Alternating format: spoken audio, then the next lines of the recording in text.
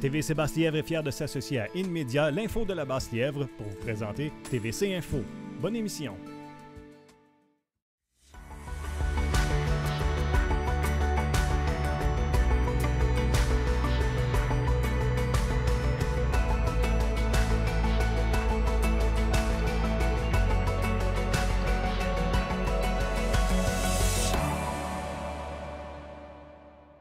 Bonjour, voici votre TVC Info du 25 mai 2022.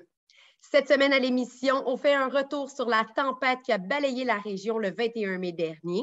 On parle d'Internet par satellite avec Sylvain Caron et on termine avec Jessie Laflamme qui nous propose une foule d'activités à faire dans la MRC de Papineau.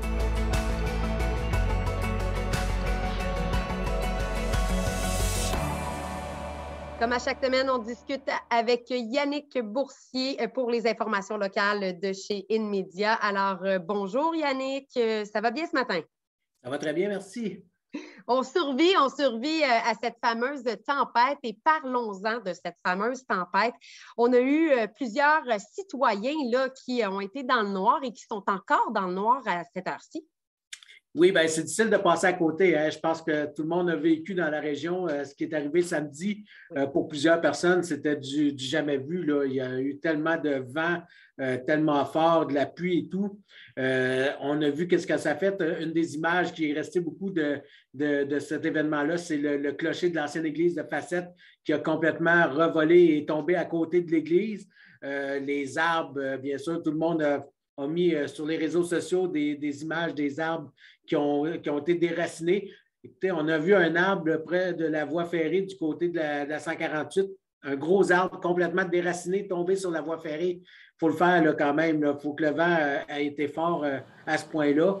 Donc oui, ça a touché beaucoup de monde, des gens malheureusement qui ont eu des voitures en dessous des arbres ou des maisons en dessous des arbres même, des gens qui se sont retrouvés dans cette situation-là. Donc, c'est malheureux. Oui, effectivement, il y a encore aussi beaucoup de gens qui n'ont pas d'électricité. Ça revient tranquillement, pas vite. Hydro-Québec nous disait qu'il espérait que tout soit de retour, ou en grande majorité, mardi à la fin de la journée, mais que dans certains secteurs, ça allait prendre beaucoup plus de temps. Et malheureusement, c'est plate à dire, mais les secteurs de la MRC de Papineau, entre autres, et ici de la Basse-Lièvre, notamment, risquent d'être dans ces secteurs-là qui vont prendre plus de temps pour se retrouver leur électricité. En fait, c'est des petits secteurs qui sont isolés, qui vont probablement rester isolés assez longtemps. Oui, parce que c'est beaucoup de petites pannes qu'on nous disait, donc beaucoup d'endroits où aller. Donc, il faut se rendre sur place, c'est beaucoup de travail, beaucoup de temps. Il y a, à travers le Québec, il y a présentement 700 équipes qui travaillent sur ces nombreuses pannes-là. Donc, il faut réussir à amener ce monde-là aux différents endroits. Et il y a encore aussi beaucoup d'arbres à couper. Il y a encore des arbres sur les fils électriques. Donc, soyez prudents aussi si vous vous promenez. Et ça, plusieurs municipalités l'ont souligné. Plusieurs municipalités ont fait eux-mêmes du travail pour enlever des arbres dans les rues. Mais il y a encore des fils électriques. On ne touche pas à ça. Donc, soyez prudents quand vous passez proche de ces endroits-là où il y a des fils électriques ou des arbres. Et puis, c'était un phénomène météorologique qui portait un nom bien précis, hein? Oui, bien c'est ça, c'est qu'il y a beaucoup de gens qui pensaient que c'était un ouragan, mais selon Environnement Canada, c'est un dépacho. Donc, c'est quelque chose qu'on ne voit pas très, très souvent, mais qui s'explique par des vents très, très violents, mais qui n'est pas, parce que pour avoir un ouragan, il faut que ça soit quand même assez continu comme vent. Donc, c'est un phénomène qui n'est pas très, très présent. On nous dit, entre autres, c'est arrivé autour des années 1999. Donc, c'est ce que Environnement Canada dit là, au niveau de ces vents violents-là. Donc, on va voir là, si on a plus de détails dans les prochains jours, dans les prochaines semaines, parce qu'on continue d'en savoir un peu plus, parce que, bien sûr, il reste encore beaucoup de travail à faire. Oui, effectivement. Ramasser les dégâts vont prendre plusieurs semaines. Et maintenant, revenons sur un événement on ne peut pas passer sous silence. Plusieurs personnes ont été concernées la semaine passée à l'intersection des rues McLaren et de l'avenue Buckingham. On a eu encore un accrochage avec la fameuse lumière. Oui, bien c'est ça. On a vu, je pense qu'il y a beaucoup de citoyens qui ont été pris dans le trafic. En plus, c'est arrivé à l'heure de pointe. Donc, le pont Brady fermé complètement, l'intersection avenue Buckingham et McLaren fermée parce qu'un camion, en tournant du pont Brady vers l'avenue Buckingham, a accroché le poteau qui s'est affaissé, qui est tombé sur le camion. Donc, pendant plusieurs heures, l'intersection a été arrêtée. C'est un événement qui arrive à quelques occasions quand même. Je ne veux pas dire souvent, même si c'est quand même ça qu'on a l'impression. Des fois, c'est juste la lumière en tant que telle qui est accrochée et qui est tournée, mais ça fait au moins 2-3 fois que le poteau dans la dernière année tombe du côté de le poteau complet. Donc, ça devient un enjeu là, quand même de ce côté-là. Bien, en fait, ça remet en avant-plan la question de la bretelle de sortie sur la rue Georges. Oui, bien, en fait, c'est le conseiller Edmond Leclerc qui, quand il a parlé de la situation, il disait qu'un des éléments à vérifier là-dessus, c'est à cause de la circulation qui était bloquée et du fait, justement, la rue Georges, on sait, même sur l'autoroute, ça se rendait assez loin à la sortie de la rue Georges et l'avenue Buckingham aussi. Les deux étaient quand même bloqués par la circulation. On se questionne à savoir, est-ce qu'on a besoin d'une autre bretelle parce qu'on sait qu'on ne peut pas aller dans les deux sens à partir de la rue Georges sur l'autoroute 50. Donc, ça fait quelque temps qu'on parle. C'était Marc Carrière dans le temps à Masson-Angers qui en parlait de ce dossier-là.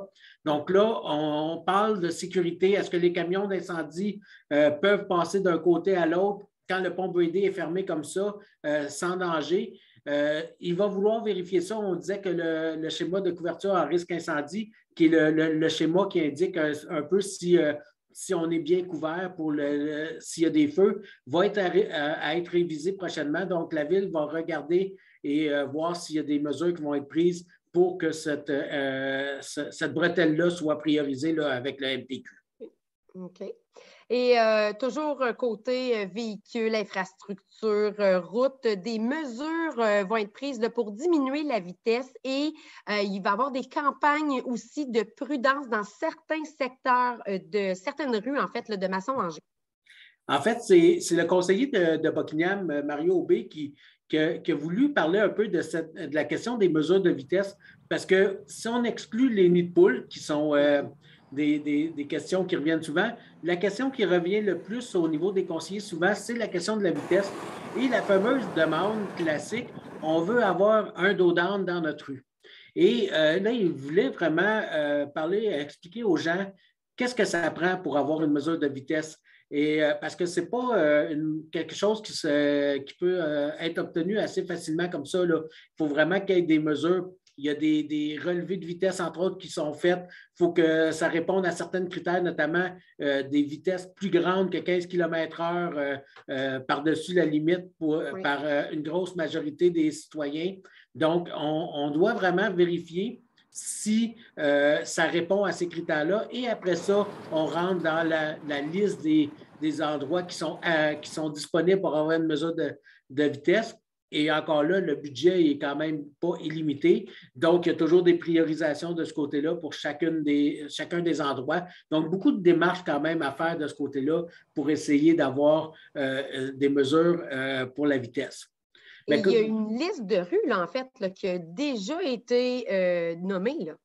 Oui, ça, c'est pour ceux qui ne réussissent pas à obtenir une mesure de vitesse. Il y a une campagne qui existe depuis quelques années qui s'appelle Prudence. Les gens l'ont peut-être vu, la Ville utilise souvent une petite fille qui s'appelle Prudence pour dire aux gens d'être prudents. Mais qu'est-ce qu'on fait? C'est qu'on permet aux gens dans des quartiers, sur des rues déjà ciblées, d'aller chercher une trousse du côté de la Ville de Gatineau qu'ils peuvent avoir pendant un mois. C'est une petite pancarte que plusieurs citoyens peuvent mettre sur leur rue au fur et à mesure de la route et ça dit aux gens de ralentir. Donc, il y a 4 périodes dans l'année dans l'été où les gens, pendant un mois, peuvent obtenir cette trousse.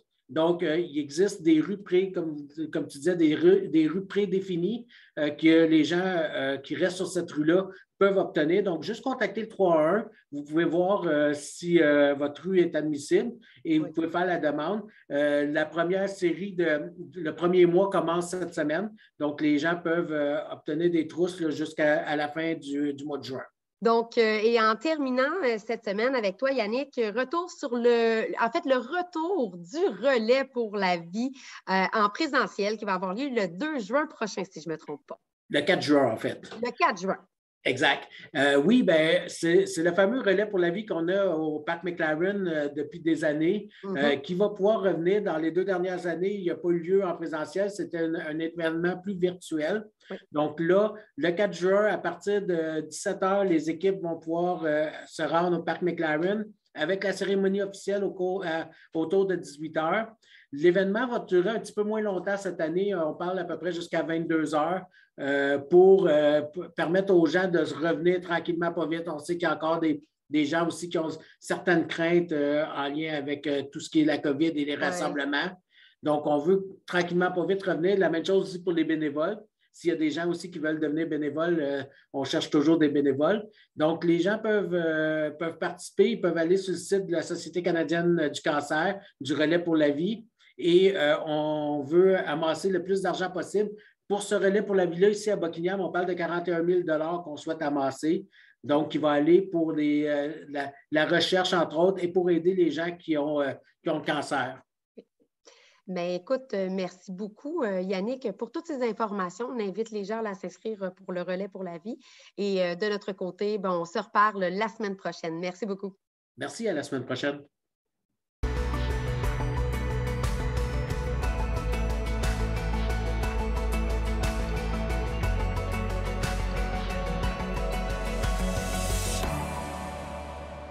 Cette semaine au TVC Info, on parle techno avec notre collègue Sylvain. Sylvain, j'aimerais ça que tu m'éclaircisses. En fait, on va parler techno ensemble, mais on va parler d'Internet haute vitesse. D'ici septembre, le gouvernement doit donner l'accès à Internet haute vitesse à tous les résidents du Québec, ce qui va être difficile dans notre région. On en a déjà parlé avec Yannick Boursier dans les dernières semaines. Comment ici, on va pouvoir l'installer, non pas par voie câble, mais par satellite. Explique-moi comment ça fonctionne. C'est quoi cette compagnie-là? Je veux que tu me décortiques le tout. Bien, en fait, c'est assez simple. Si on prend la base, eh bien, on a une antenne, un peu comme une antenne de satellite comme on avait pour la télé à l'époque, et elle se branche tout simplement. On la branche à l'intérieur avec un petit module qui transmet le Wi-Fi et en théorie, on a du Wi-Fi. En théorie, bien sûr, on va voir un peu plus tard comment ça se passe parce qu'il pourrait y avoir quelques petits accros ici et là. On a remarqué ça. D'ailleurs, le produit est déjà en test depuis au moins 1 an et donc, c'est tout à fait simple. On y accède tout simplement, comme je le disais, en achetant un kit de base qui vaut environ 800 $. C'est une antenne qui est motrice, donc un petit moteur à l'intérieur et elle sangle selon pour aller capter le meilleur satellite possible dans la zone où on est présentement. Et donc, il y a principalement beaucoup d'avantages. On en parlait, on a une connexion Internet à haute vitesse, quand même assez acceptable. Donc, on parle d'une connexion, pour être classé haute vitesse, on parle d'une connexion de 50 mégabits en descendant, en téléchargement et en téléversement 10 mégabits. Ce qu'on offre du côté de Starlink, la compagnie d'Elon Musk, eh bien, c'est une vitesse qui varie selon les tests que j'ai vus ici et là, tout dépendant où on se trouve, évidemment, la couverture satellite, parce que ce n'est pas encore totalement fait, cette grille de satellite-là. Et donc, on se trouve dans les eaux de 150, 200 mégabits. Et du côté du téléversement, donc ce qu'on appelle dans le jargon l'upload, on parle d'environ une vingtaine à trentaine de mégabits tranquillement. C'est vraiment les vitesses de base qu'on peut avoir. Donc, c'est assez avantageux.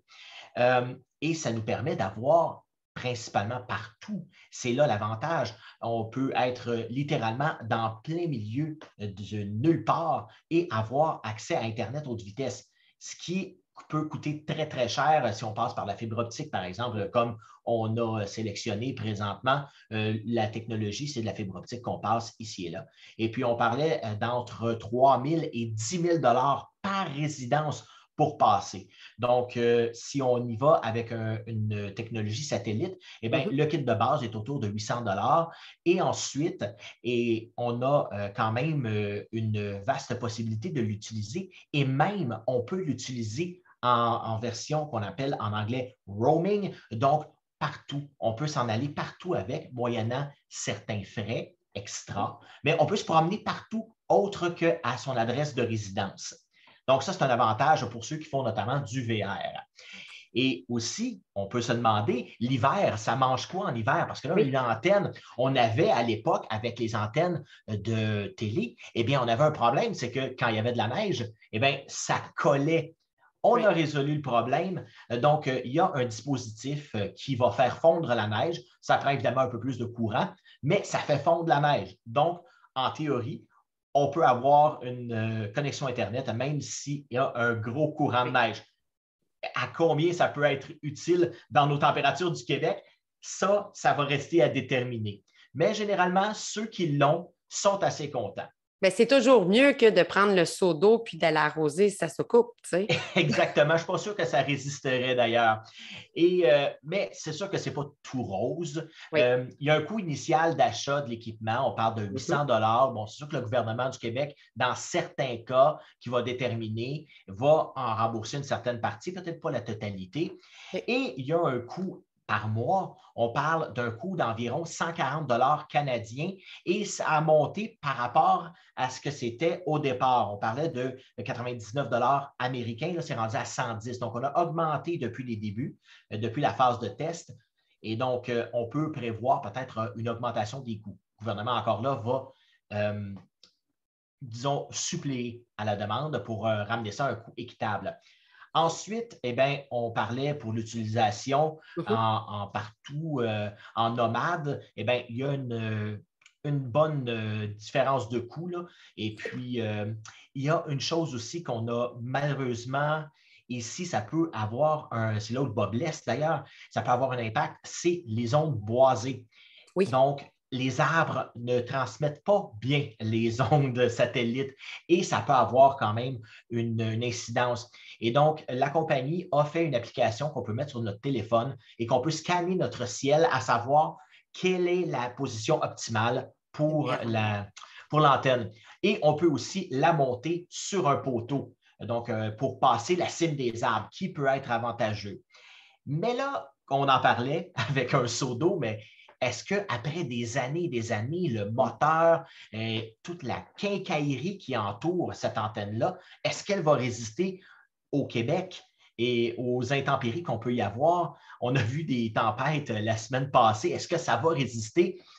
Là, c'est encore tout dans le blanc présentement. On ne sait pas comment ça va être dans 5, 6, 7 ans. Et aussi, il y a certains utilisateurs qui ont rapporté, notamment en utilisation en tout terrain, si on veut, eh bien, certaines lenteurs, une certaine modulation. Et évidemment, bien, si on fait fondre la neige, ça prend de l'électricité, donc il y a un coût électrique à prévoir. Donc, on va suivre la situation de très près parce que c'est un système qui va être implanté dans le coin. Donc, on a bien hâte là, d'avoir les commentaires des gens qui vont pouvoir l'utiliser. Merci beaucoup, Sylvain, pour cette explication sur le système d'Internet par satellite. Merci beaucoup. Merci.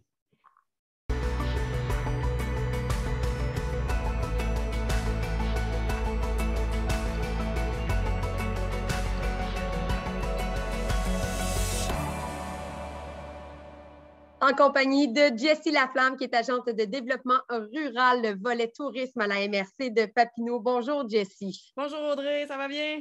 Oui, ça va bien. Écoute, on n'a pas le choix. Il faut qu'on revienne sur la fameuse tempête qu'on a eue samedi dernier. Ça n'a pas épargné le volet touristique dans la MRC de Papineau.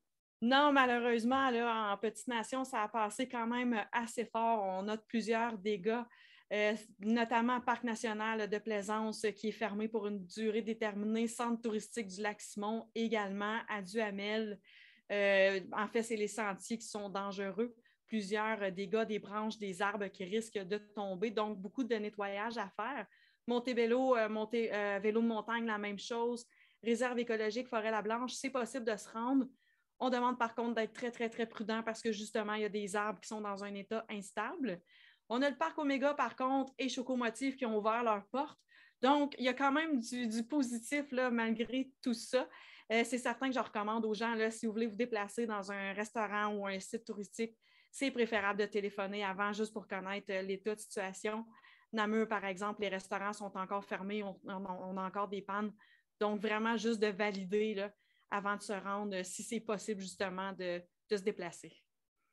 Sur une note plus positive, Val-des-Bois a été nommé village relais. C'est une grande nomination, ça. C'est une très grande nomination, surtout que c'est la route 309, donc c'est vraiment intéressant. Habituellement, c'est plus des routes paires. Là, on y va avec une route impaire. Et ça veut dire que Val-des-Bois offre quand même plusieurs services et activités. Donc, autant des attraits touristiques, on pense notamment à la rivière du Lièvre qui passe directement dans le village, qui est fort populaire l'été. Sentier du Lièvre aussi, où l'on retrouve les œuvres qui ont été réalisées dans le cadre du symposium Art in situ. Et on a aussi un nouveau parc pour enfants, belle halte routière, plusieurs commerces aussi, Caisse des Jardins, un CLSC. Bref, c'est un village qui bouge et qui propose aussi différentes activités. Oui. Donc, oui, vraiment, ça bouge beaucoup. Et donc, le CESU, c'est la course familiale, qui est une course à obstacles de 4,5 km et toute une course à obstacles. Une chance, le but principal est de s'amuser, mais on retrouve là des structures gonflables, des obstacles construits à partir de matériaux bruts, de la boue, de la mousse, une structure aquatique. Puis évidemment, les obstacles sont facultatifs. On n'est pas obligé de les faire parce que, je le répète, le but, c'est vraiment d'avoir du plaisir. Donc, une folle course familiale de 4,5 km. Les enfants peuvent y participer aussi sous supervision des adultes. Et on a aussi à Val-des-Bois, comme si ce n'était pas suffisant, ils font un festival aussi les 26 et 27 août. C'est Festival des Bois en musique qui met de l'avant Éric Lapointe le vendredi soir avec 110% Bob, qui est un hommage à Bob Bissonnette. Et le lendemain, c'est Sarah Dufour et les deux frères qui sont en spectacle. Donc, beaucoup d'actions du côté de Val-des-Bois là, présentement et pour cet été. On a aussi une première édition d'un festival vin et spiritueux de l'Outaouais qui va avoir lieu prochainement. Oui, tout à fait. Les gens vont devoir choisir entre Val-des-Bois et Festival des vins et spiritueux de l'Outaouais qui se déroule à Chamboisé, à l'Ange Gardien, donc du 26 au 28 août. On va retrouver une quarantaine d'exposants, 200 produits internationaux, donc du rouge, du blanc, du rosé et du champagne. Les gens vont pouvoir déguster ces produits-là. Et ça se déroule sur le site de Chamboisé, qui est un lieu tout à fait là, bucolique, 165 acres de terrain qui est bordé par la rivière du Lièvre. Il va y avoir des conférences également tout au long de la fin de semaine, dont celle d'Élise Lambert, qui est master sommelier, donc vraiment une sommité dans son domaine. Oui. C'est la meilleure sommelière des Amériques 2009 notamment. Donc, conférences et spectacles aussi. Il y aura le spectacle de Frédéric de Grandpré le samedi soir. Et le vendredi soir, ça sera Kim Richardson avec Moonray Trio. Donc, une belle fin de semaine. C'est vraiment une nouveauté. C'est une première édition et on attend 5000 personnes, rien de moins, pour cette première année. Donc, très hâte de vivre ça et de pouvoir déguster. Il va y avoir une place aussi pour les produits du terroir, évidemment. Donc, très hâte de découvrir ce nouvel événement. Et puis, parlant de Chamboisé, on a plusieurs spectacles estivaux qui vont avoir lieu de ce côté-là, là. Oui, c'est les spectacles estivaux à Chamboisé, donc un par mois. Ce sont les productions Les Deux Vallées qui organisent ces spectacles-là, tout comme le Festival de vin spiritueux de l'Outaouais. Les spectacles vont se dérouler le samedi soir à 20h sous un chapiteau de 500 personnes et ça commence le 18 juin avec Brian Taylor, qui est un bluesman très connu au Québec, probablement le plus connu grâce à l'émission La Voix. Chaque fois qu'il se produit un spectacle, il a droit à des ovations. Un homme totalement charmant et avec un talent fou. Le 2 juillet, ce sera au tour d'Étienne Drapeau de fouler les planches de Chamboisé. Il présentera son nouveau spectacle Le Pont, qui est pour lui un renouveau, le passage d'une rive à l'autre. Donc, un nouveau son pour lui et une nouvelle direction artistique plus éclatée et nouvelle. Donc, il va en surprendre plusieurs. Le 6 août, on y va avec Maxime Landry, qui fête ses 10 ans de carrière, donc veut offrir un nouveau spectacle plus épuré à ses fans. Et ça se termine le 10 septembre avec Julie Mascotte, qui a été découverte en 2013 dans l'émission La Voix et qui va interpréter les plus grands succès de Ginette Renault. Et ce qui est vraiment intéressant, c'est que les coûts ne sont vraiment pas dispendieux. On parle de 10 $ par spectacle ou de 30 pour les 4. Donc, des belles sorties là, à mettre à son agenda du côté de l'Ange Gardien. On a aussi quelque chose d'intéressant du côté du lieu national historique du manoir Papineau. Oui, tout à fait. C'est du côté de Montebello. Oui. C'est le manoir qui appartenait à Louis-Joseph Papineau, donc personnalité politique très célèbre là, au courant du 19e siècle. Et c'est possible d'effectuer des visites guidées d'une durée de 45 minutes. Malheureusement, le site a ouvert ses portes samedi et il a refermé samedi en raison de la tempête, mais devrait ouvrir là, bientôt. Il suffit juste de nettoyer quelques débris, mais le manoir est en parfait état. Et parmi les nouveautés cet été, parce que c'est évident que la visite guidée, on peut connaître un peu plus la vie intime du politicien on voit notamment sa chambre, on peut voir, mais on peut aussi voir cuisine, salon, où les festivités étaient de mise. Et M. Papineau adorait les jardins. Donc, un très beau jardin cet été. Il y aura plusieurs activités pour le mettre de l'avant. Donc, le 18 juin, il y aura de l'animation en plein air avec des personnages historiques colorés. Il sera possible de concevoir un herbier dans le hangar à grains et même de repartir avec des pousses de chêne et de fleurs sauvages. Oui, ça, c'est le 18 juin. C'est vraiment intéressant. Pour souligner la Fête du Canada, le 1er juillet, le site est accessible gratuitement et on pourra prendre le thé de Louis-Joseph Papineau. Et pendant la grande fin de semaine du 2 au 4 septembre, le domaine va être animé par des jeux d'époque et des ateliers sur la bienséance de l'époque. J'ai bien hâte de voir. Il y aura aussi les visites du jardin de l'orangerie de M. Papineau seront offertes en compagnie du jardinier. Et pour une fois, il y aura des visites guidées nocturnes aussi du 2 au 4 septembre. Il y aura des frais supplémentaires par contre. Et aussi un partenariat avec la bibliothèque, le réseau Biblio-Outaouais.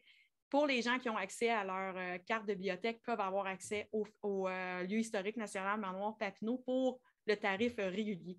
Donc, vraiment très intéressant là, du côté de Montebello. Et terminant rapidement, parle-moi vite fait là, du calendrier des incontournables de la MRC de Papineau. On peut aller consulter ça. Oui, on peut aller sur le site petitnationoutaouais.com pour voir le calendrier des événements. C'est 20 événements qui vont se dérouler en Petite Nation. On parle notamment Festival Western, Festival médiéval, Twist. Il y en a 20 comme ça. Donc, je vous invite.